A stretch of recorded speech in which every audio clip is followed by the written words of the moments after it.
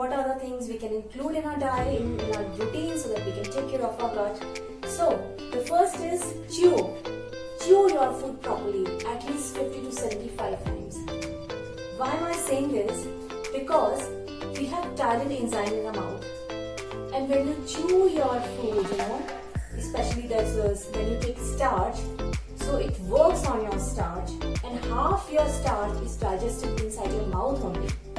So it is already digested, half digested before it even reaches your stomach. So your stomach has to know less. So you just digest and chew your food nicely, and chew it from solid to liquid. You have to chew that much. Now the second is monomeal. Okay, I'm not saying that you cannot eat, you cannot mix your fruits and vegetables, protein with starch. But if you have a seriously compromised gut, please eat monomeal. It's going to help you. It's going to heal your gut. Eating one food at a time, it gives, it soothes your system. If you're having, protein, and you're having protein, fat, carbohydrate, and all these things together, your gut has to, work on so many enzymes, for this fat you have a different enzyme, for protein you have a different enzyme, for carbohydrates a different enzyme, and when you're having just one meal, so it knows it, yes, just one meal is there, so one kind of enzyme has to be secreted, and it is so soothing, and it is so relaxing, it helps your gut, at least rest and relax. So if your gut is inflamed, having angry gut, so include monomeal in your diet, it is really going to help you. Then comes the bone growth. Bone growth has collagen, and collagen is only found in animal, this product. So you have to include bone growth. Bone growth, we say is a good cleanser as well as a good nutrient.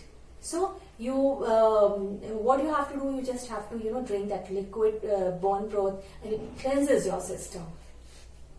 So include that in your diet.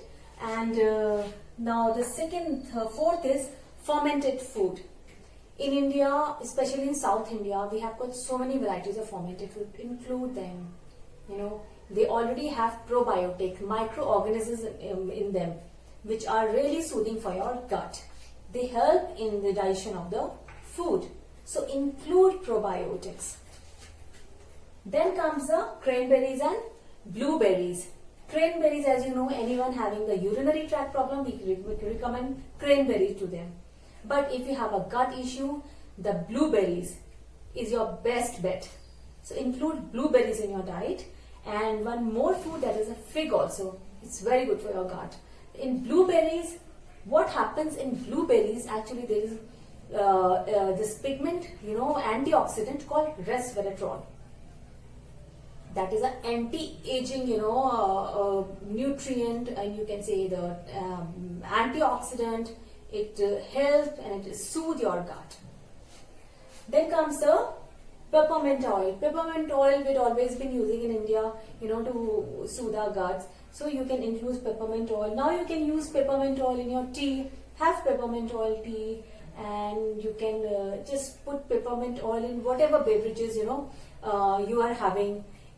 Even in your bone broth, you can include this. You can use a little bit of peppermint oil in that. Then comes the ginger.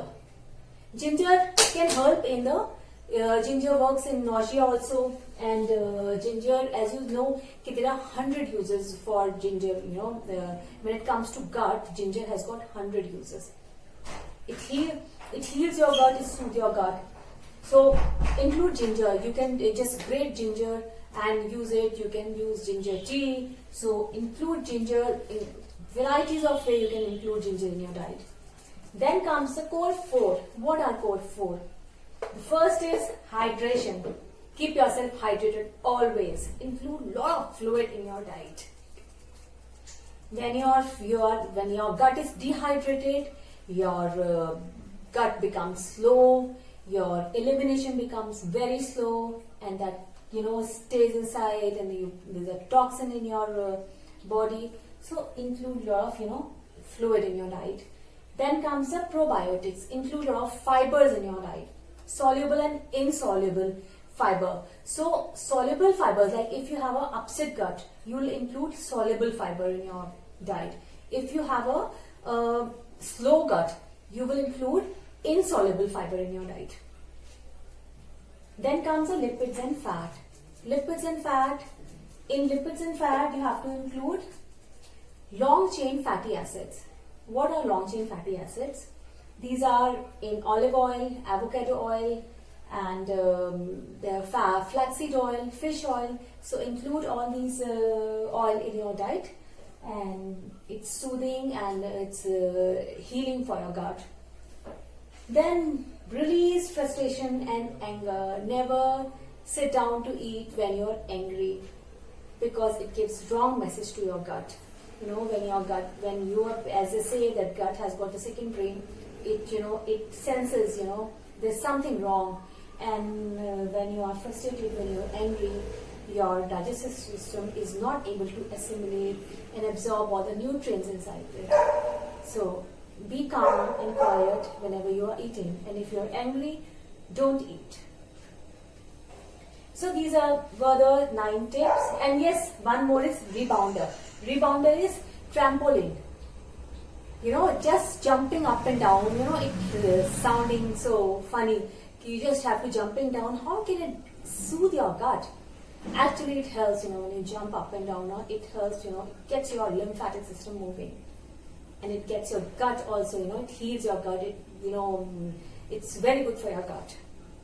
The blood circulation increases. So invest in rebounder. It is really helpful. Even the elderlies also can use it.